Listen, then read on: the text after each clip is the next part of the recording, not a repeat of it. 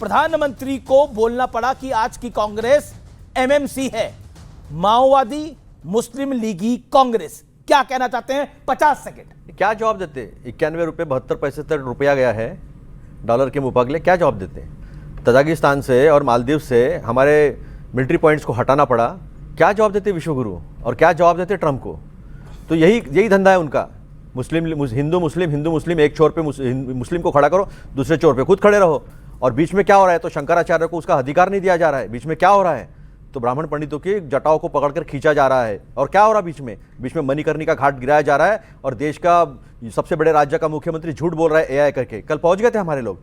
और सबसे बड़ी बात बताऊं अमित जी, महाराष्ट्र में एमआईएम के साथ आप चले गए आकोट नगर परिषद में, कल अचलपुर नगर परिषद में चले गए और कहते हम नहीं गए।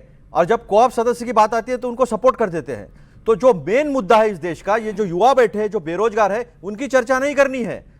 जो हमारी विदेश नीति जो असफल हो गई उसकी चर्चा नहीं करनी है। जो रुपया जा रहा है, अगर रुपया 95 रुपए के ऊपर जाएगा तो किसी दिन एक हाथ नेशनलाइज बैंक घुस जाएगी, उसकी चर्चा नहीं करनी है। अर्थव्यवस्था की चर्चा नहीं करनी है। आईएमएफ हमें सिगरेट में डालता है, उसकी चर्चा नहीं करनी है। युवाओं की चर्चा नहीं, महंगाई की चर्चा नहीं, महंगाई की चर्चा नहीं है। और बलात्कारियों के पीछे खड़े रहने का काम करके हमारे ऊपर दोष मढ़ते हैं जो संविधानवादी बात करते हैं। ओके, आपके पास अपने मुद्दे नहीं है, इसलिए माओवादी मुस्लिम लीगी कांग्रेस।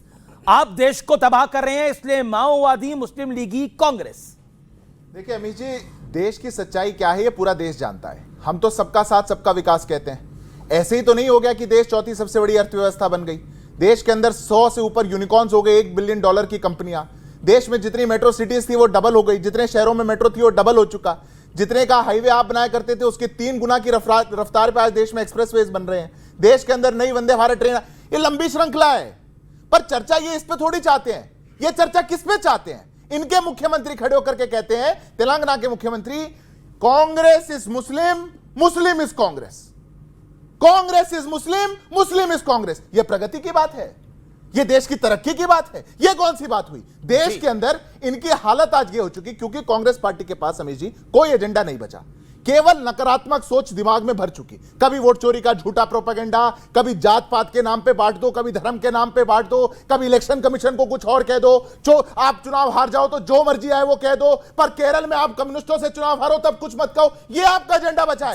और हालत ये ऐसी हो चुकी, माओवादी मुस्लिम लीगी कांग्रेस आज कांग्रेस पार्टी बन चुकी और देश को विभाजन की ओर ले जाने वाली कांग्रेस पार्टी बन चुकी। अब इस पर प्रश्न पूछा जाता है तो रास्ता जो लेकिन एक बात है, जब राहुल गांधी राम और ग्राम की बात कर देते हैं तो विरोध शुरू हो जाता है। अब रेवंत रेड्डी साहब का जिक्र करा। अधीर रंजन चौधरी कहते हैं कि मैं तो सेकुलर था लेकिन भाईजान आए यानी यूसुफ पठान आए और मुझको एक मुश्त चुनाव हरवाया गया।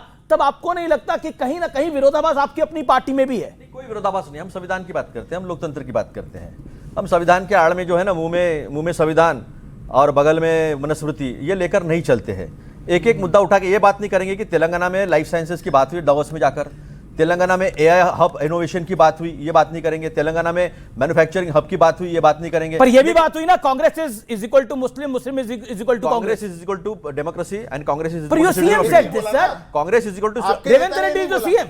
इन्होंने जवाब, मैं बीच में बोला नहीं, इन्होंने जवाब दिया नहीं कि एमआईएम के साथ ऑफिशियल मैं ले लूंगा, मैं पूरा जवाब ले लूंगा। सुनिए मणिकर्णिका घाट नहीं, मेरा हुआ नहीं है। वो कह रहे नहीं हुआ, एमआईएम मना कर रही है। ऑन पेपर हुआ है ये कोई झूठ बोले कुछ फर्क नहीं पड़ता। वो तो उल्टा कहते हैं कि जुबली बनाई गई, आपको सपोर्ट करा। एक सुनिए, वहां पे एक नगर परिषद में अघाड़ी बनाई गई थी क्योंकि किसी को नहीं था, तो एक झूठ बोला गया कि एक न्यूट्रल कैंडिडेट को वहां पे मेन जो है अध्यक्ष बनाया जाएगा, जिसमें यूबीटी के लोग भी आए, एनसीपी के लोग भी आए। तो हमारी पार्टी ने भी उनको वहां लोकल लीडर्स ने डार्क में रह करके कह दिया कि हाँ ठीक है हम करेंगे। लेकिन जब मालूम चला कि वहां धोखे से भाजपा को किसी को लाया जा रहा, फौरन विड्रॉ किया गया और वो वहां आप बोलो कि वहां से विड्रॉ किया। जुबली हिल्स में आपने कांग्रेस का साथ दिया था कि नहीं दिया था?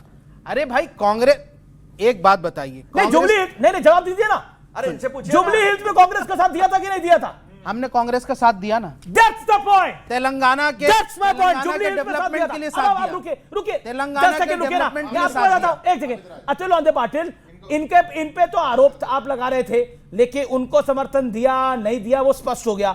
जुबली हिल्स में आपका कैंडिडेट 3 बार से चुनाव हारा था क्योंकि एमआईएम वहां खड़ी होती थी। आपके सीएम ने रिक्वेस्ट करी कि तुम मत खड़े हो, तुम हमारे साथ आ जाओ, और वो साथ आए और आप चुनाव जीत गए जुबली हिल्स के अंदर। जुबली हिल्स में आपका साथ है, सरकार इन्होंने आपकी बचाई पहले, और समर्थन यूपीए के साथ था। अब आप बताइए, एमआईएम का तो आपके साथ गठबंधन रहा है भाई। कितना खुशी हो जाती है ना, जुबली खुशी हिल्स- नहीं, पॉइंट सुनिए, रखा, सुनिए, फैक्ट रखा है। मेरी बात तो सुनिए, आप तो हाँ, बोल रहे थे, मैं बिल्कुल, बोला नहीं, एकदम से आप जुबली हिल्स आए, उछल पड़े। इन्होंने लेकिन बोला, जब कोर्ट जब के बारे में आकोट में इसमें और clarify अचलपुर में इन्होंने किया, तब आपको नहीं एकदम जोश आया कि बीजेपी के साथ चले गए, बीजेपी के साथ चले गए? बिल्कुल ऑफिशियली गए। कब गए? कोऑप जो सदस्य है उसको सपोर्ट किया है बीजेपी के, और बीजेपी के साथ ऑफिशियली गए, इन्होंने एक गुट बनाया है वहां पर। हम संविधान को मानते हैं, हम सब लोगों को नागरिक मानते हैं, हम नागरिकों को हिंदू और मुसलमान में बांटकर विभाजन की बात नहीं करते। देश का प्रधानमंत्री देश के अर्थव्यवस्था पे बात नहीं करता, विभाजन बेरोजगारी की पे बात बात नहीं नहीं करता, करते, ओके। बलात्कारियों को साथ देने वाले बीजेपी को मीडिया सवाल नहीं करती, ओके, कुलदीप सेंगर पे सवाल खड़ा नहीं होता है, नहीं करते। वो कह रहे हैं बिल्किस विभाजन की बानो बात नहीं बिल्किस करते, बानो आप के लोग बलात्कारियों को करते छोड़ने पे वाले। सवाल खड़ा जवाब नहीं होता है। प्रज्वल रेवन्ना के लिए मेरे देश का प्रधानमंत्री वोट मांगता है। You made your point. मेरी बारी आ गई, अब सुनिएगा। देखिए कैसे ये लोग माओवादी, मुस्लिम लीगी, कांग्रेस है, इसका प्रमाण अतुल लॉर्ड पाटिल जी ने आपके शो पर खुद दिया। यमान के साथ जाते जो हैं और लाइन हमको ऐसी कहते हैं है, मुस्लिम लीग। अब सुनिए ना, जो लाइन है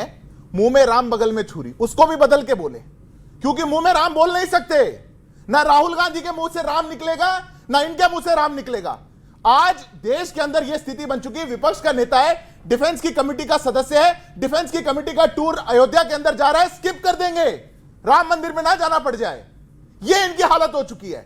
जो हिडमा जिनने इनके नेताओं को छत्तीसगढ़ में मारा, जिस हिडमा ने पूरी कांग्रेस पार्टी के छत्तीसगढ़ की लीडरशिप को खत्म कर दिया, उसके समर्थन में जब लोग उतर करके इंडिया गेट में गए तो कांग्रेस पार्टी वाले ताली बजाने लग गए, माओवादियों के लिए ताली बजाने लग गए।